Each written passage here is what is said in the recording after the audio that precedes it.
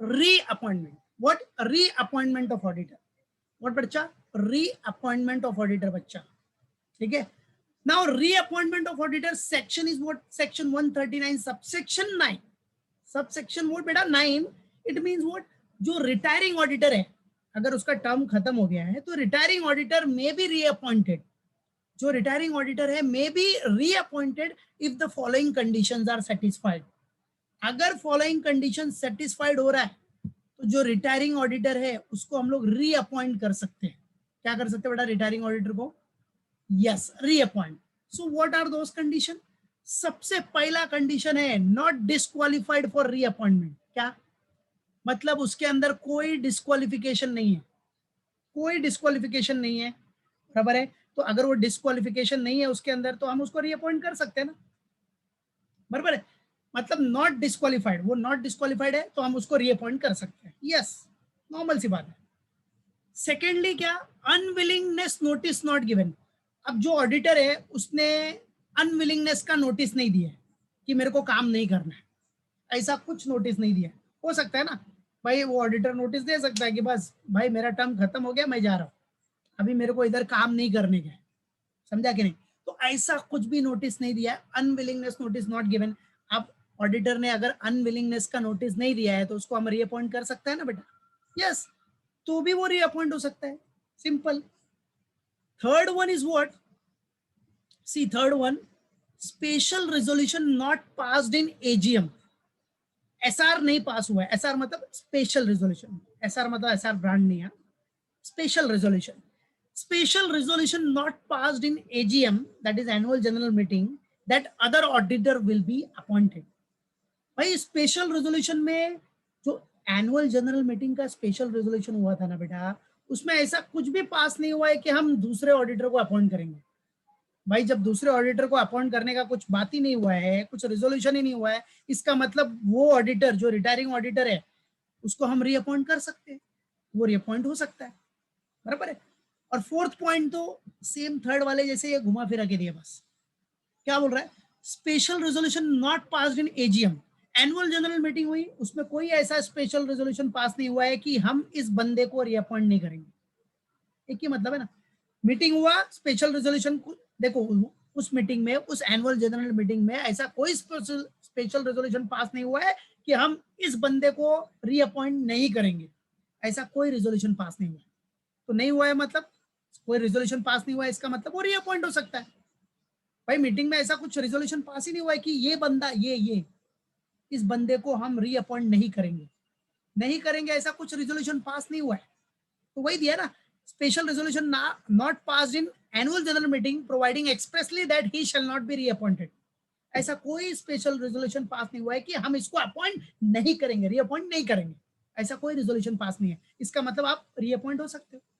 और ऊपर वाला भी वही चीज बोल रहा है, सेम है कि स्पेशल रेजोल्यूशन, ऐसा कुछ भी स्पेशल रेजोल्यूशन पास नहीं हुआ है कि हम अदर ऑडिटर को अपॉइंट करेंगे, तो मतलब तो वही हो गया ना घुमा फिरा के, ठीक है। तो सेक्शन 139 सबसेक्शन 9 में अगर ये फॉलोइंग कंडीशन सेटिस्फाइड हो गया, these following conditions are satisfied, अगर ये सेटिस्फाइड हो गया तो ऑडिटर का रीअपॉइंटमेंट हो सकती है, ऑडिटर रीअपॉइंट हो सकता है बच्चा, बहुत सिंपल है। पहला पॉइंट क्या बोलता है, नॉट डिस्क्वालिफाइड, वो डिस्क्वालिफाइड नहीं है फॉर रीअपॉइंटमेंट के लिए, डिस्क्वालिफाइड नहीं है मतलब नॉर्मल सी बात है, उसको रीअपॉइंट कर सकता है। अनविलिंगनेस नोटिस नहीं दिया है तो फिर भी रीअपॉइंट कर सकता है। स्पेशल रेजोल्यूशन पास नहीं हुआ है एजीएम में regarding what, that other auditor will be appointed, ऐसा कुछ स्पेशल रेजोल्यूशन पास नहीं हुआ है। और फाइनली, अरे भैया ऐसा कुछ भी स्पेशल रेजोल्यूशन पास नहीं हुआ है, स्पेशल रेजोल्यूशन पास नहीं हुआ है किसमें, एजीएम में, कि इसको निकाला जाएगा, ऐसा कुछ बात नहीं चल रहा है, मतलब इसको नहीं निकाला जाए, अभी ऐसा कुछ बात चल रहा है क्या इसको निकाला जाएगा, नहीं ना, इसका मतलब वो अपॉइंट हो सकता है। नहीं तो जिसको निकालने का रहेगा, जिसको निकालना रहेगा कंपनी में से, समझा, मालूम पड़ा, जिसको निकालना रहेगा वो बातचीत पहले से ही हो जाती है। इसको अब हम नया नेक्स्ट ऑडिटर अपॉइंट नहीं, रीअपॉइंटमेंट तो इसका बिल्कुल नहीं करने का, समझा, इसको तो लात मार के निकलने का, इसका रीअपॉइंटमेंट नहीं होना चाहिए, समझा, इसको डायरेक्ट जीपीएल देने का, गोकुलधाम प्रीमियर लीग में पहुंचाने का, उधर जाके क्रिकेट खेल, समझा। ये सब केसेस है बेटा, these all are the conditions, याद रखना, सब घुमा फिरा के वही मतलब है।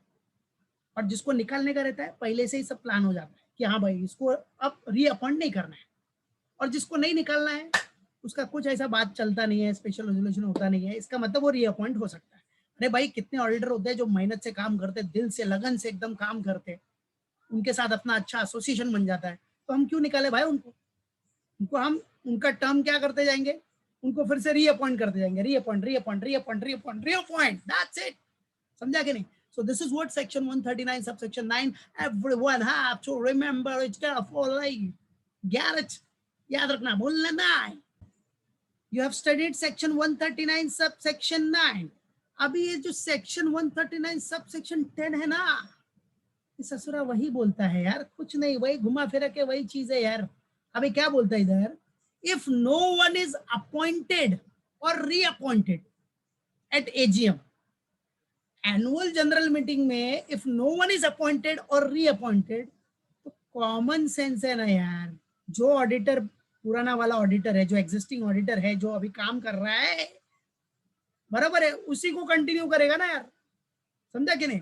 सिंपल सा फंडा। तो सेक्शन 139 सबसेक्शन 10 क्या है, if no one is appointed or reappointed at AGM, then existing बाबा, एग्जिस्टिंग ऑडिटर, अपना एग्जिस्टिंग भाई जो हमारा काम कर रहा है, बहुत मेहनत से लगन से काम कर रही है, उसी को हम कंटिन्यू करेगा। समझा क्या? वही कंटिन्यू होगा और कोई दूसरा अपॉइंट या रीअपॉइंट नहीं होने वाला है। तो यही जो एग्जिस्टिंग ऑडिटर है दैट विल बी रीअपॉइंटेड, ही और शी विल बी रीअपॉइंटेड, बराबर है? ओके, चलो सेक्शन 139 सबसेक्शन 9 देखा, 10 देखा। अब ये 11 में सीधा सा फंडा, 11 में क्या आ गया, ऑडिट कमिटी आ गया। अगर जिस कंपनी में ऑडिट कमिटी है तो वही पूरा डिसीजन लेगा, उसी का रिकमेंडेशन आपको लेना पड़ेगा अपॉइंटमेंट या रीअपॉइंटमेंट के लिए, इंक्लूडिंग कैजुअल वैकेंसी। तो सेक्शन 139(11) क्या बोलता है, where a company is required to constitute audit committee, required to constitute audit committee under section 177, समझा, 177, राइट। तो अगर ऑडिट कमिटी है बच्चा, तो याद रखने का, अगर उस कंपनी में ऑडिट कमिटी है ना, तो याद रखने का कि all appointments, what you have to remember it, what you have to remember it, there is no modus operandi, it's very simple, that what all appointments, if there is an audit committee, right, so all appointments including casual vacancy, you all know, resignation and 3D, resignation 3D में क्या हो गया अपना, death हो गया, dissolution हो गया और डिस्क्वालिफिकेशन हो गया, right. So all appointments including casual vacancy shall be made after taking recommendation from audit committee. अरे कमिटी भैया, AC audit committee, please give us the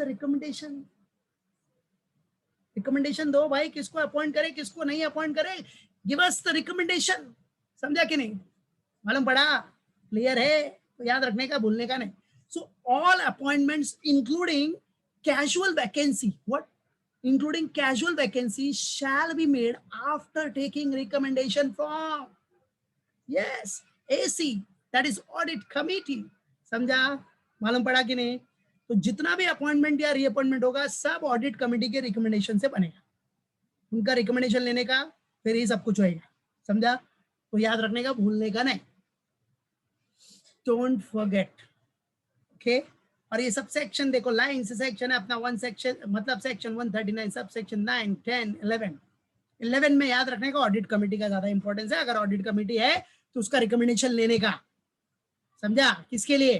for all appointments including what, casual vacancy, including casual vacancy, and casual vacancy is what, you know, R and 3D, R resignation, 3D मतलब क्या, death, dissolution और disqualification, yes, right. Dissolution मतलब dissolution of firm, भाई audit firm है तो वो dissolve हो गया तो खत्म हो गया ना, game over without any hangover.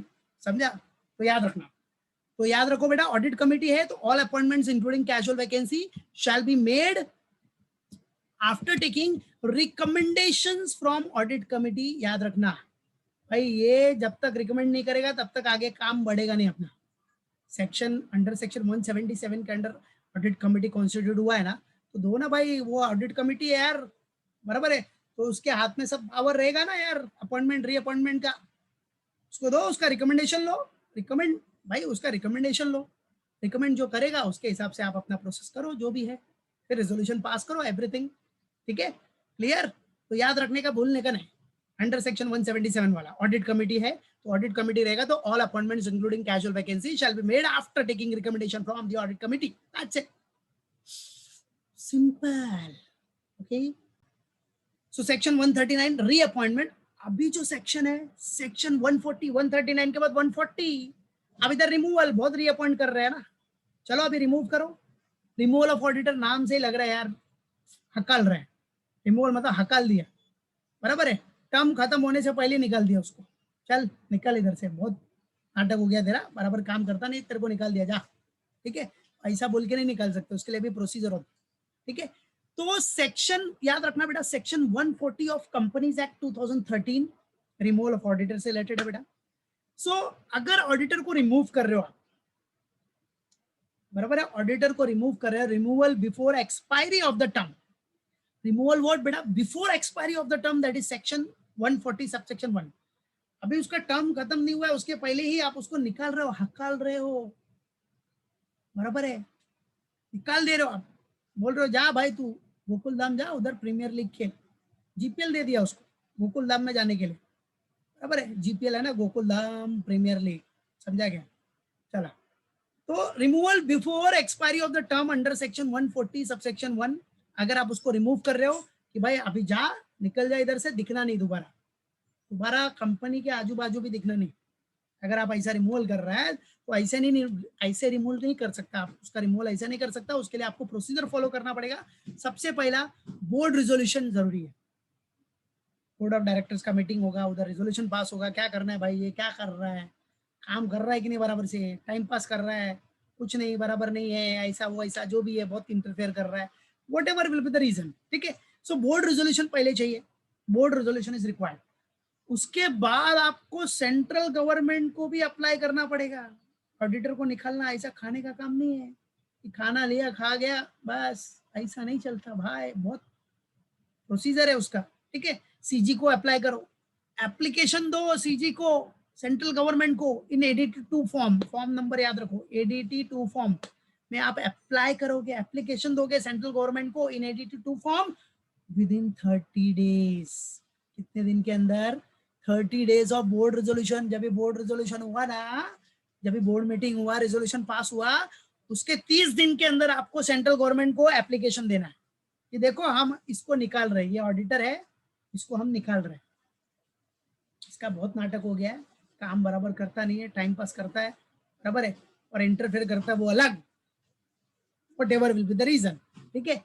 तो आप क्या करोगे, अप्लाई करोगे सेंट्रल गवर्नमेंट को, एप्लीकेशन दोगे in edited form within 30 days of the board resolution, buddies within 30 days of the board resolution, जब भी बोर्ड रेजोल्यूशन हुआ है उसके 30 दिन के अंदर, याद रखना, भूलना नहीं, समझा। उसके बाद है ना, जब इस सेंट्रल गवर्नमेंट से अप्रूवल आ जाएगा ना, सेंट्रल गवर्नमेंट अप्रूव कर देगा ना, ठीक है बाबा, ओके ओके नो प्रॉब्लम, ठीक है।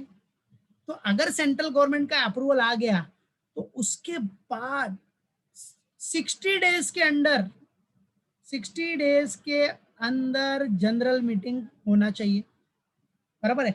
जब भी सेंट्रल गवर्नमेंट अप्रूव कर रहा है तो उसके 60 डेज के अंदर जनरल मीटिंग हेल्ड करो, और उस जनरल मीटिंग में स्पेशल रेजोल्यूशन पास करो कि भाई इसको निकालना है, इसको निकालना है, right. So pass special resolution in GM which is to be held within 60 days of central government approval, बराबर है।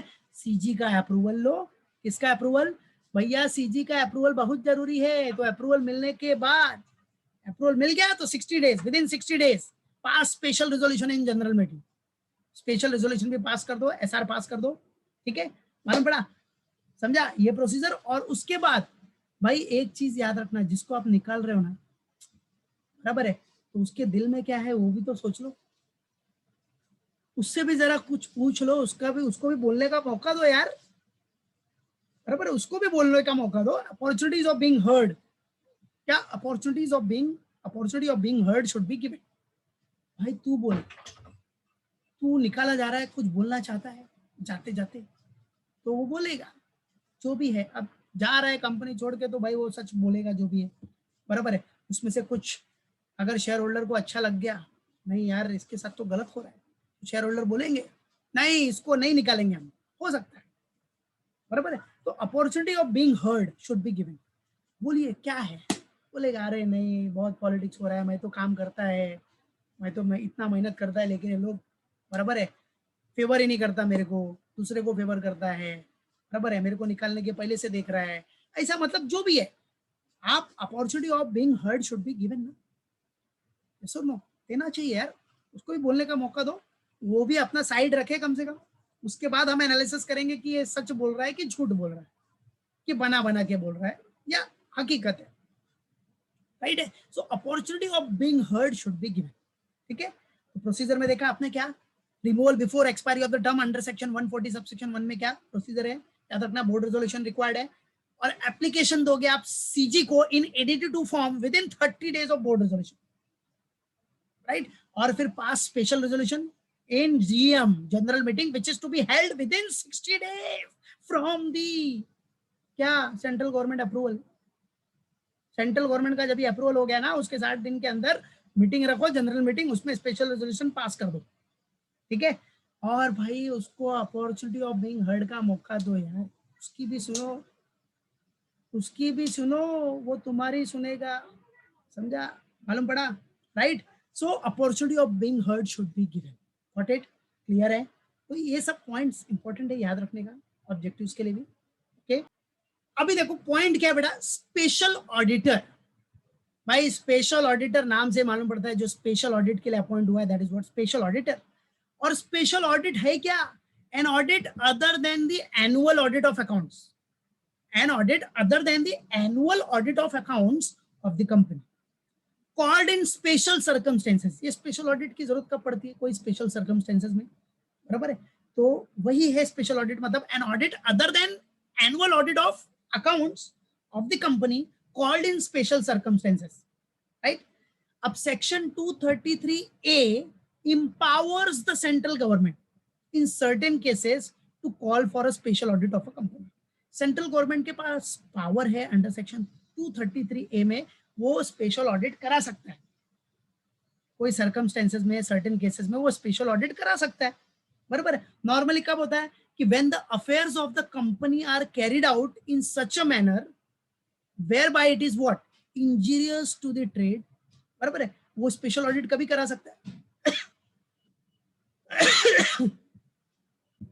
अगर गवर्नमेंट को लग रहा है, सेंट्रल गवर्नमेंट को लग रहा है कि भाई ये जो कंपनी अफेयर्स कर रहा है, जो अफेयर्स ऑफ द कंपनी है, वो इंजीरियस टू द ट्रेड है या not beneficial to the creditors, वो क्रेडिटर्स के लिए बेनिफिशियल नहीं है और सब्जेक्ट टू फ्रॉड है, बराबर है. तो ऐसे केस में सेंट्रल गवर्नमेंट बाय इटसेल्फ और by an application made by any person, या तो सेंट्रल गवर्नमेंट खुद या तो कोई एप्लीकेशन दिया रहेगा सेंट्रल गवर्नमेंट को कि भाई इसका ऑडिट कराओ, इसमें बहुत फ्रॉड चल रहा है, it is not beneficial for creditors, it is injurious to the trade. In such circumstances central government क्या करेगा, स्पेशल ऑडिट करा सकता है, और उसके लिए सेंट्रल गवर्नमेंट नॉमिनेट करेगा एक चार्टर्ड अकाउंटेंट को to act as a special auditor, बराबर है. तो वो चार्टर्ड अकाउंटेंट एक्ट करेगा एज अ स्पेशल ऑडिटर, समझा कि नहीं, याद रखो. अब जो पावर्स एंड ड्यूटीज है बेटा स्पेशल ऑडिटर का, याद रखो, powers and duties of special auditor is same as statutory auditor, बराबर है. जैसा स्टैट्यूटरी ऑडिटर का पावर्स एंड ड्यूटीज है, सेम अपना स्पेशल ऑडिटर का है, राइट है. Statutory auditor of a company under section 227, याद है ना, वैसे ही सेम है, राइट है. और ये स्पेशल ऑडिटर खाली क्या करता है, मेन किसको रिपोर्ट करता है, सेंट्रल गवर्नमेंट को रिपोर्ट करेगा, बराबर है. स्टैट्यूटरी ऑडिटर आपका, ठीक है, मेंबर्स को रिपोर्ट करता है ना, ठीक है, बट ये क्या करेगा, स्पेशल ऑडिटर जो अपॉइंट हुआ है वो रिपोर्ट करेगा सेंट्रल गवर्नमेंट को. यार सेंट्रल अपॉइंट तो उसी ने किया ना, बराबर है. तो सेंट्रल गवर्नमेंट को रिपोर्ट करेगा, स्पेशल ऑडिट करवा रहे हैं ना भाई, तो सेंट्रल गवर्नमेंट को रिपोर्ट करेगा, मालूम पड़ा कि नहीं. और इसका रिपोर्ट भी सेम जैसा नॉर्मल ऑडिटर्स रिपोर्ट होता है ना, सब कुछ इसमें वैसा ही रहेगा, स्पेशल ऑडिटर रिपोर्ट भी वैसा ही रहेगा बेटा, बराबर है। हाँ, अगर सेंट्रल गवर्नमेंट किसी मैटर्स पे डायरेक्ट करती है उस स्पेशल ऑडिटर को कि भाई इसके बारे में मुझे अलग से पूरा चाहिए रिपोर्ट, तो वो स्पेशल ऑडिटर करेगा, दैट्स इट। बाकी everything is what as usual, correct है। तो याद रखना, ये जो स्पेशल ऑडिटर है वो किसको रिपोर्ट करेगा, सेंट्रल गवर्नमेंट को, कॉमन सी बात है।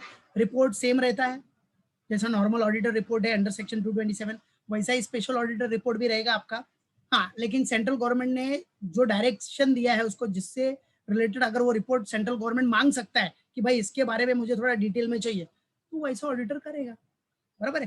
तो देखो पॉइंट यही दिया है कि where the central government so directs also statement on any matters which may be referred to him by that government, तो उसके बारे में वो थोड़ा डिटेल में रिपोर्टिंग करके देगा, दैट्स इट, बराबर है। स्पेशल ऑडिट इसीलिए हो रहा है ना बेटा कि कुछ फ्रॉड हुआ है या फिर कुछ इंजरियस टू द ट्रेड है, मालूम पड़ा कि नहीं, इंजरियस टू द ट्रेड है, क्रेडिटर्स के लिए बेनिफिशियल नहीं है, तो ऐसे केस में क्या कर सकता है central government, special audit call कर सकता है, दैट्स इट, याद रखना, क्लियर।